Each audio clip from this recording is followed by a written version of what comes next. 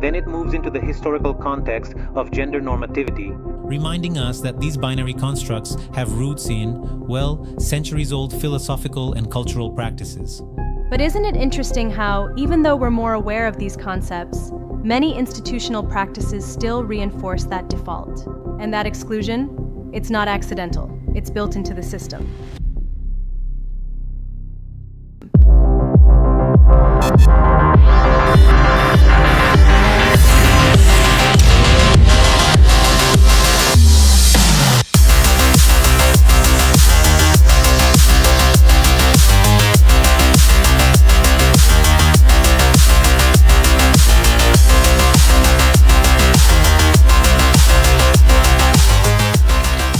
Welcome to our discussion.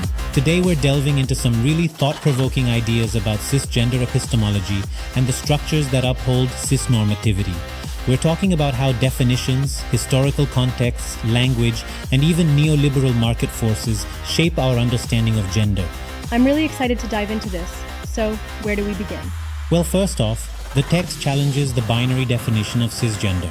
It's not just saying that cisgender means your identity aligns with the sex assigned at birth. It's pointing out that this alignment is, in a way, a regulatory fiction. It's a performance exactly. Almost like a set script, influenced by thinkers like Judith Butler. And that idea, that gender is performed rather than inherent, really shifts our perspective. Exactly. Then it moves into the historical context of gender normativity, reminding us that these binary constructs have roots in, well, centuries-old philosophical and cultural practices. Think, for instance, of Aristotle's ideas that reinforce public versus private roles, which set the stage for current institutions. Right, so these historical structures still cast long shadows over modern society. And then, language enters the picture. A lot is made of the role words play. Absolutely. The text, and scholars like Butler again, argue that language isn't just about communication. It actually constructs reality. Terms like man and woman carry implicit assumptions. It tells us which identities remain unmarked. Essentially, cisgender gets to be the norm. But isn't it interesting how, even though we're more aware of these concepts, many institutional practices still reinforce that default?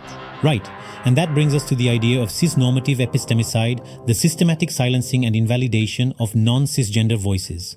The text talks about how education, healthcare, and media often exclude or marginalize anyone deviating from cisnormative standards. And that exclusion, it's not accidental, it's built into the system. Exactly. These are not just abstract ideas, they have real-world consequences.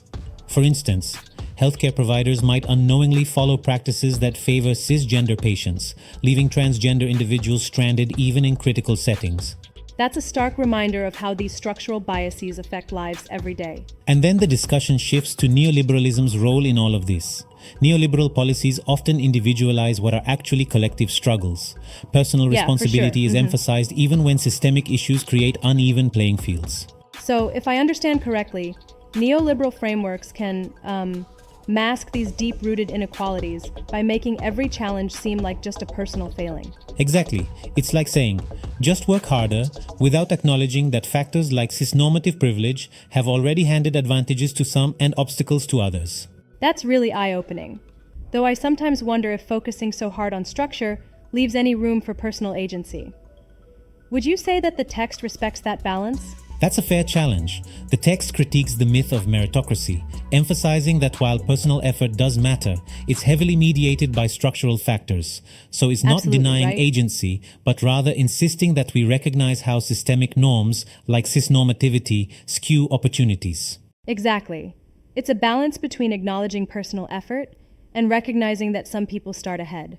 Moving on, there's a significant section about mapping cisgender privilege in society. This part is almost like a social cartography. It shows how various institutions, from healthcare to employment, protect cisgender individuals while sidelining others. And it's fascinating how they show that privilege isn't just about individual traits, but about being woven into social structures. Right. And then the text deconstructs the meritocratic fallacy, explaining how the widely held belief in individual achievement overlooks the impact of structural inequalities. It's a reminder that success isn't just about hard work. Sometimes it's about being in the right place at the right time, which is itself a product of societal design. For sure. Although I sometimes worry that by emphasizing structure, we might undervalue the personal stories of those who overcome despite the odds. I see that point. It's not about erasing individual victories, but rather understanding that those victories often occur within an uneven landscape. It calls for a balanced view, recognizing both personal determination and systemic bias. Balance is definitely key. And then there's the ethical dimension, the part about ethics of recognition and responsibility. Yes, that section pushes us to think about privilege through ethical lenses. Essentially, if you benefit from a system, you have a responsibility to acknowledge that and, ideally, work toward dismantling inequalities. That resonates, absolutely. It's a call for collective responsibility rather than isolated self-interest. And that naturally leads into understanding the interdependence of social identities. It's like no one exists in a vacuum, and that we need to support each other to create positive change. Exactly. The text emphasizes that identities like race, gender, and class overlap and shape our lives in interconnected ways. When we truly understand this, we can start forming the kind of collective alliances that promote social justice. And the idea of cultivating a shared sense of responsibility emerges as a practical step, a way for individuals and communities to rally together. Precisely. It suggests educational initiatives and even digital activism as tools for amplifying marginalized voices. For instance, social campaigns on platforms like Twitter or Instagram have shown how collective digital spaces can foster solidarity and challenge normative frameworks. That's really powerful, using technology to bridge gaps and create more inclusive spaces. And then we move into discussing the cisgender body as a normative institution. Here the text explains how the very idea of the normal body is reinforced by medical discourse, which historically positions cisgenderity as the health standard. Yeah, that's something that really It stood shows out how for me. deeply these norms are embedded, from textbooks to hospital protocols. It's almost as if the body itself becomes a tool for maintaining power, forcing those who don't fit into a set category to fight harder for recognition. Exactly. And then alternative corporealities come into focus, representations of gender that defy the binary. These challenges to cisnormative medical practices are essential for carving out space for transgender, non-binary, and gender-fluid identities. I really appreciate that part of the discussion, because it opens the door to a future where identity is more fluid and less constrained by outdated norms. That's the hope. An inclusive future where identity politics are enriched by recognizing the interplay of gender, race, and class. The text further explores intersectionalities, detailing how diverse experiences intersect and creating a mosaic of identities that demand respectful inclusion. This Absolutely. intersectional view is critical for any real progress. It sounds like the overarching message is clear.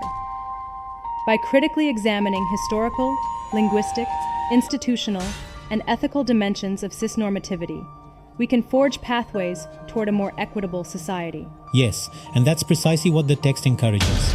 It challenges us to dismantle long-standing narratives and embrace more inclusive discourses. Through understanding these mechanisms, from marketization to epistemic violence to the ethics of recognition, we can all contribute to transformative change. I find it really inspiring. If we can recognize our privileges and work collectively, there's a strong potential for meaningful social change. Exactly. It's not about blame, but about conscious, collective action. If we can use these insights to challenge and change the structures around us, we move closer to a society that truly values diversity and equity. Absolutely. This conversation shows that even though these concepts are complex and sometimes heavy, they are essential for understanding and ultimately improving the dynamics of identity in our society. Thanks for engaging with these ideas. Discussions like these, where we explore both the challenges and the potential for resistance, truly pave the way toward building a more inclusive future. Thank you. This has been an enlightening conversation, and I'm sure listeners will take away a lot. Let's keep questioning and pushing for change.